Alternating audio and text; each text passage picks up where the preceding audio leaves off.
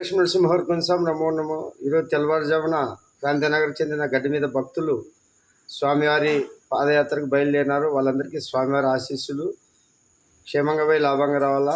వాళ్ళకి స్వామివారి ఆశీస్సులు ఎల్లవేళలు ఉంటాయి. వాళ్ళు అనుకున్న పనులు కూడా జరుగుతాయి. జయ లక్ష్మీనరసింహవర్గం స్వామి నమో నమో.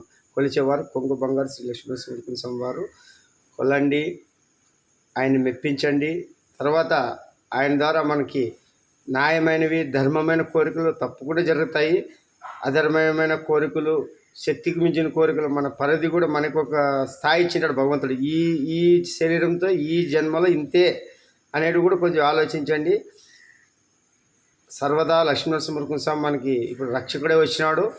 రాబోయే రోజులని మంచి దినాలు, దుష్టులకు దుర్దినాలు, కలియుగం దారి తప్పింది కదా. యువకులు ఎట్లా దారిని చూస్తున్నాం. లివింగ్ ఇంగ్లీష్ అక్రమ సంబంధాలు విచ్చిలు పెడతాము, మనసులో భయం పోవడము, రాజకీయ నాయకులు విచిత్రంగా వరాలు ఇచ్చి జనాలు సోమరిపోతలు చేయడము. ఇప్పుడు ప్రపంచ దేశాలన్నీ మన వైపు కన్నెర్ర చేసి లోపలే కొడుతున్నారు. ట్రంప్ అట్లా వాళ్ళు కూడా చూస్తున్నాం కదా. ఇప్పుడు ఆర్థికంగా మనం డైరెక్ట్ ఎదుర్కోలేక ఇండైరెక్ట్గా ఇరాన్ మీద యుద్ధం చేయడము, అక్కడెక్కడే రష్యా దగ్గర ఉక్రెయిన్ యుద్ధాలు పెట్టడం, ఇవన్నీ ప్రతి ఒక్క దేశాలు ఒకరికొకరు కలి పురుషుని ప్రభావం ఇట్లా తయారైనారు. వీళ్ళందరినీ దారిలో పెట్టాలంటే ఒక వీరభద్రుడు ఉరికిన స్వామి కరెక్ట్.